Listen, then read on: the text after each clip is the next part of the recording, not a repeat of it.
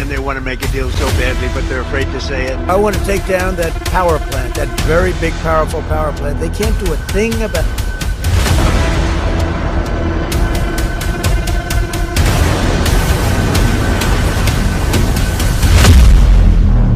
Israel में Iran की जुल्फिकार मिसाइलों के धमाके ट्रंप के सभी दावों की धज्जियां उड़ा रहे हैं।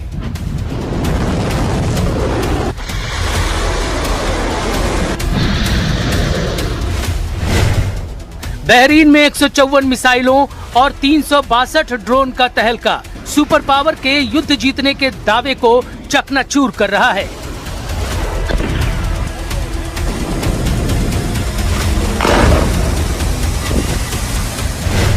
सऊदी अरब के रियाद में 6 मिसाइल फटने से साफ हो गया है कि ईरान बड़ी बेरहमी से दुश्मनों को मार रहा है।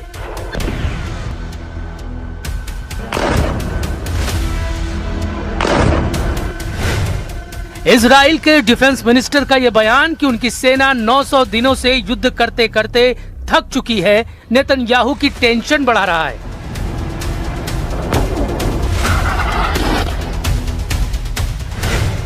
जेडी वेंस का दावा कि ईरान जैकेट वाला एटम बम फोड़ने वाला है, परमाणु युद्ध की सटीक भविष्यवाणी साबित हो सकता है।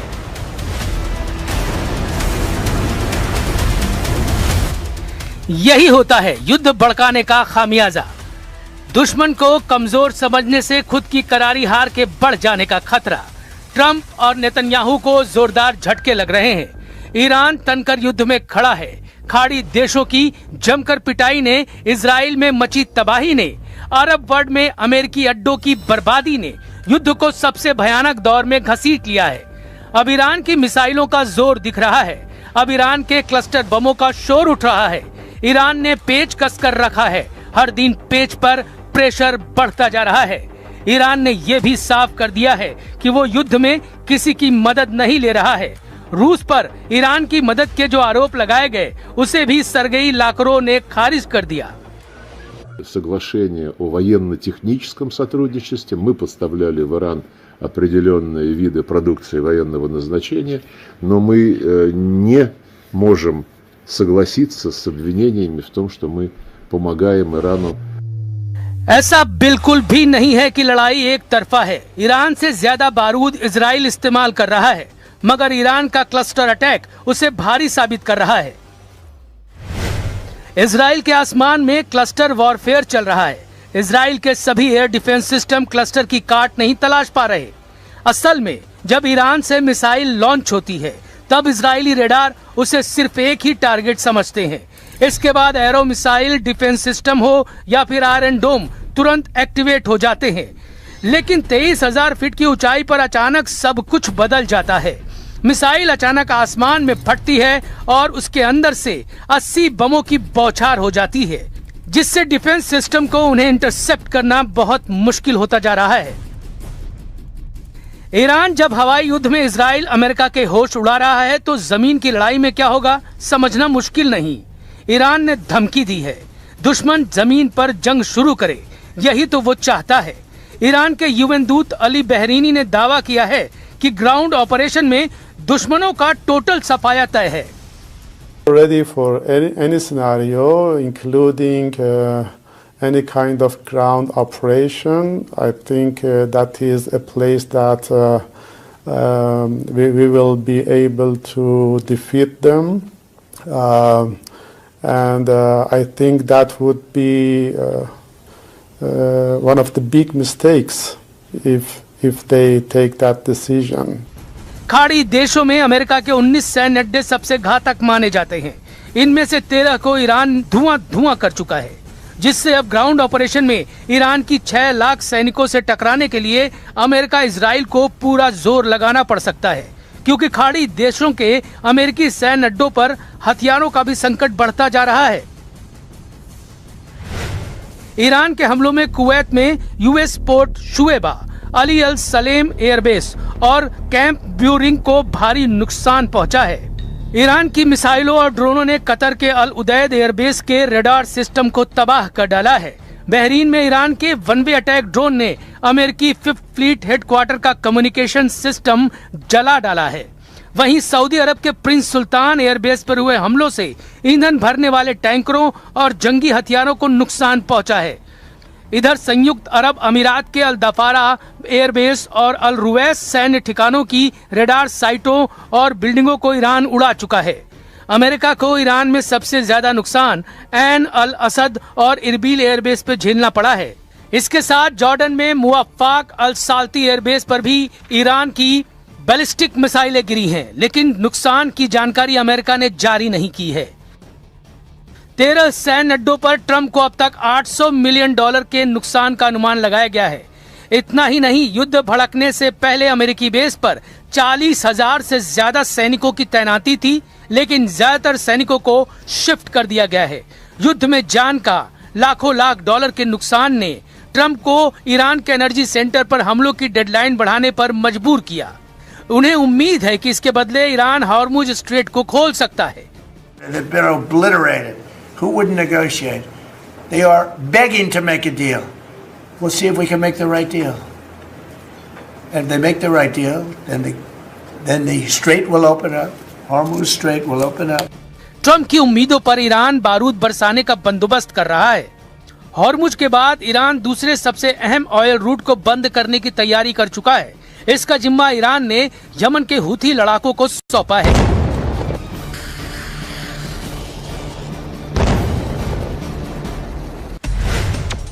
ईरान ने यमन के पास बाब अल मंदाब स्ट्रेट को ब्लॉक करने की धमकी दी है। बाब अल मंदाब रूट लाल सागर को अदन की खाड़ी और अरब सागर से जोड़ता है। ये स्ट्रेट दुनिया के महत्वपूर्ण कारोबारी समुद्री मार्गों में से एक है, जहां से यूरोप और एशिया में गैस और तेल की सप्लाई होती है। लाल सागर के इस ट्रेड रूट से हर साल $1 ट्रिलियन का कारोबार होता है। हुती चीफ अब्दुल मलिक हुती को सुन लीजिए। ईरान समर्थक लड़ाका ग्रुप के चीफ ने जिहाद का ऐलान कर दिया है। طاغوت العصر اليهود الصهاينة وذراعهم الأمريكي وأي تطورات للمعركة تقتضي الموقف العسكري سنبادر إلى ذلك بكل ثقة بالله سبحانه وتعالى। युद्ध में अब ट्रंप के लिए आफत ही आफत है। सबसे ज्यादा टेंशन तो ईरान के जैकेट एटम बम ने बढ़ा रखी है, जिसके खतरों को उपराष्ट्रपति जेडी वेंस ने ट्रंप को समझा दिया है। द गार्डियन की रिपोर्ट के मुताबिक जेडी वेंस ने जानकारी दी है कि ईरान ने जैकेट वाला न्यूक्लियर बम बनाना शुरू कर दिया है। यह आशंका इसलिए जताई जा रही है क्योंकि ईरानी मीडिया में उसके एनपीटी से बाहर निकल जाने की खबरें छप रही हैं। लेकिन क्या जैकेट परमाणु बम ईरान बना सकता है? अमेरिका के पास ऐसे एटम बम हैं। अमेरिका के पास दुनिया का सबसे छोटा परमाणु बम है, जिसमें 23 किलोग्राम वॉरहेड ले जाया जा सकता है, जिसकी कुल क्षमता 10 टन TNT की है। ईरान के पास 440 किलो यूरेनियम है। 440 किलो यूरेनियम से ईरान 11 परमाणु हथियार तैयार कर सकता है। लेकिन ईरान के पास न तो अमेरिका तक मार करने वाली मिसाइल है, न ही उसके पास ऐसा कोई जंगी जेट जो सुपर पावर को दहला सके। तो फिर हमला होगा कैसे? इसकी आशंका जताई जा रही है कि ईरान अमेरिका में एक्टिव अपने स्लीपर सेल को यह मिशन सौंप सकता है। खैर, इस खतरे पर अमेरिका अलर्ट है, लेकिन जिस बात ने ट्रंप और नेतन्याहू को डरा दिया है वो इजराइल की सेना की कमजोरी है। इजराइल आर्मी 900 दिनों से लगातार युद्ध लड़ रही है, वो भी 1-2 नहीं 7 फ्रंट पर भयानक युद्ध, जिसका कोई अंत नहीं दिख रहा। इसके चलते इजराइल की सेना में विद्रोह पनपने लगा है। ग्राउंड ऑपरेशन के करीब आकर अगर इजराइल के सैनिकों ने कदम पीछे खींच लिए तो अमेरिका कहीं का नहीं बचेगा। शायद यही वजह है कि ट्रंप नेटो और खाड़ी देशों के साथ संयुक्त सेना उतारने का प्लान बना रहा है।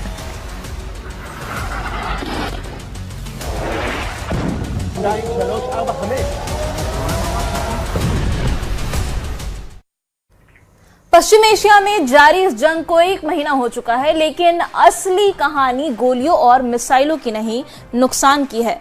कौन कितना टूटा, किसने कितना खोया और किस पर कितना खर्च हुआ, चलिए आपको दिखाते हैं कि महज 20 दिन की जंग में अर्थव्यवस्था कैसे घायल हो गई है।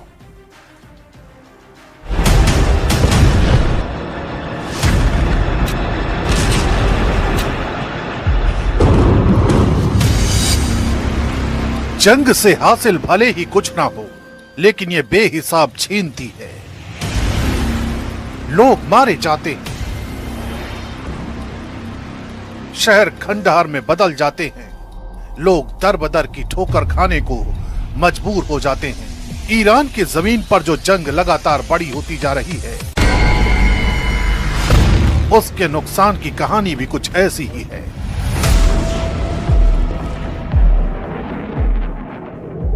अमेरिका के मजबूत डिफेंस सिस्टम ने उसे बड़े हमलों से बचा लिया, यानी जमीन पर अमेरिका को झटका कम लगा। लेकिन असली कहानी यहाँ नहीं है, आगे है, जहाँ नुकसान रुपयों में दिखता है। अब बात करते हैं। अमेरिका इस जंग में रोज करीब 7,000 से 8,500 करोड़ रुपए खर्च कर रहा है। सोचिए, ये रकम भारत के कई राज्यों के सालाना बजट के बराबर है। और इसके पीछे सबसे बड़ी वजह है ईरान के सस्ते ड्रोन गिराने के लिए अमेरिका को करोड़ों के मिसाइल इस्तेमाल करने पड़ रहे हैं। यानी हर दिन पैसा आग की तरह जल रहा है। इजराइल की कहानी भी ऐसी ही है।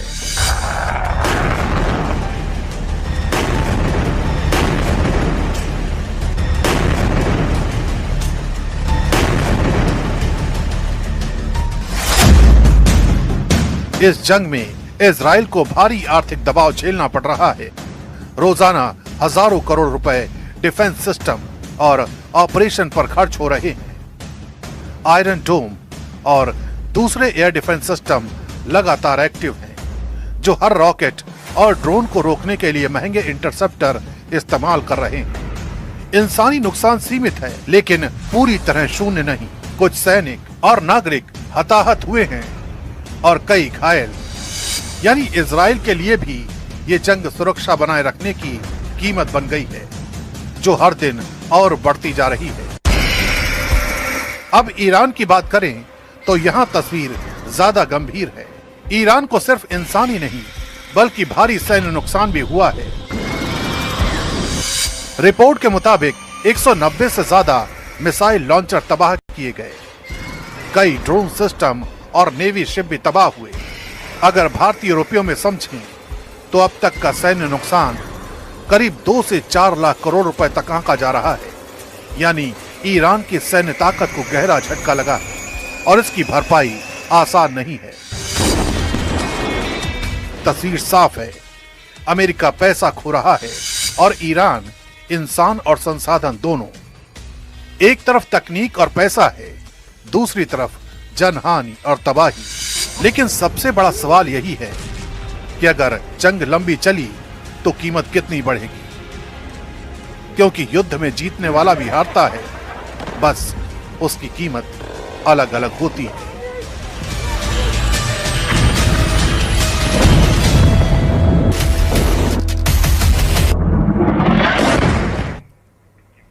महायुद्ध का क्या अब और भी भीषण होने वाला है?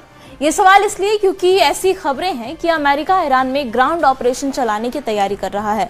अमेरिका ने ईरान में 10,000 अतिरिक्त सैनिकों को उतारने का प्लान जी तैयार किया है, जिसके तहत ईरान में ग्राउंड ऑपरेशन चलाया जाएगा। दूसरी तरफ ईरान ने भी अमेरिका को जवाब देने के लिए 10 लाख लड़ाकों की फौज तैयार कर ली है। रिपोर्ट देखिए।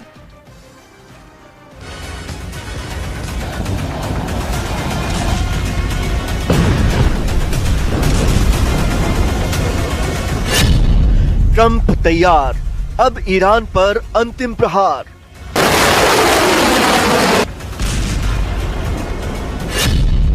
युद्ध का नया चरण, अब जमीन पर रण। पेंटागन के वॉर रूम में बन गया प्लान जी।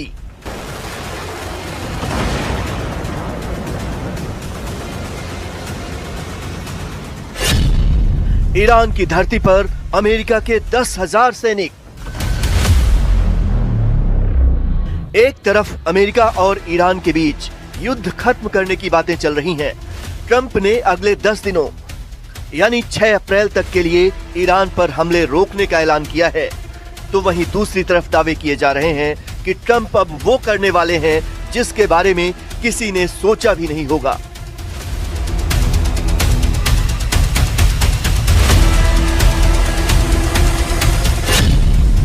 अमेरिका ईरान के खिलाफ किसी भी वक्त बड़ी जमीनी कार्रवाई कर सकता है।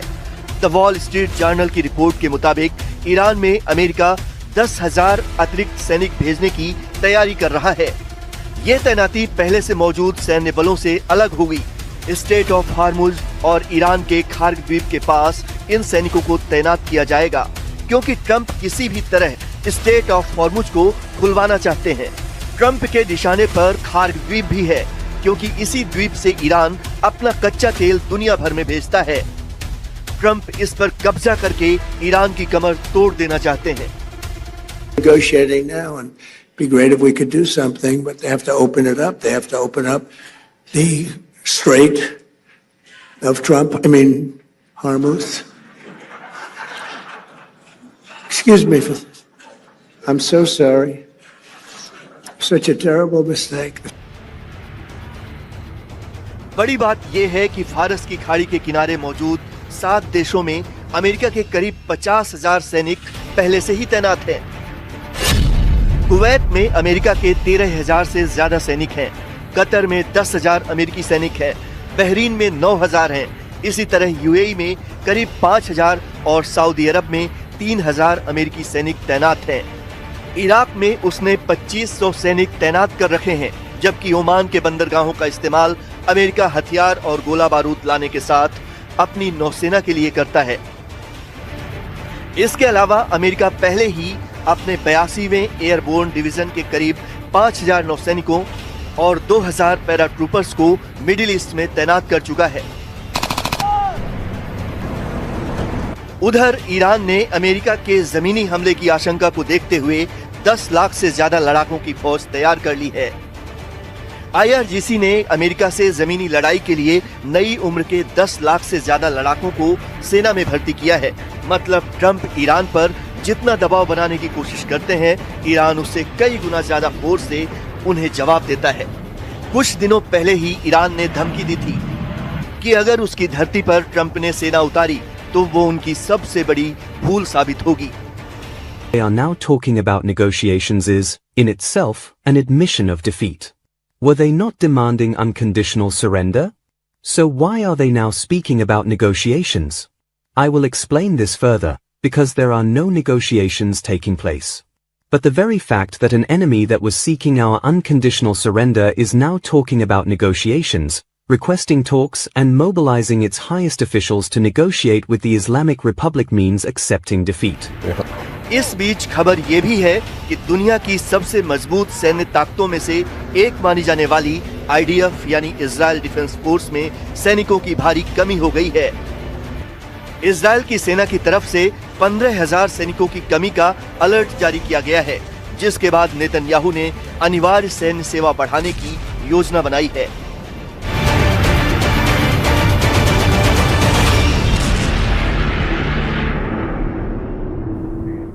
ईरान के साथ इजराइल की जंग जारी है। दुनिया में तनाव चरम पर है, लेकिन डोनाल्ड ट्रंप का अंदाज अलग ही कहानी बयां कर रहा है। डांस करते हुए, जीत के दावे करते हुए और खुद को पीस मेकर बताते हुए ट्रंप सवालों के घेरे में है। सवाल उठ रहे हैं कि ट्रंप का आत्मविश्वास है या फिर हकीकत से दूरी, या फिर ट्रंप का ईरान पर दबाव बनाने के लिए सोचा समझा नैरेटिव है।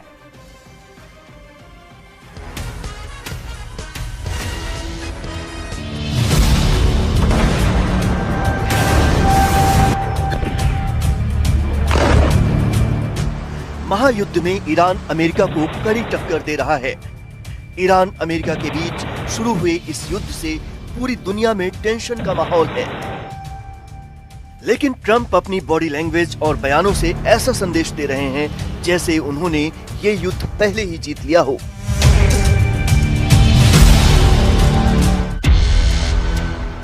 ट्रंप की ये तस्वीरें सोशल मीडिया पर वायरल हैं, जिसमें वो एक भाषण के तुरंत बाद डांस करने लगे।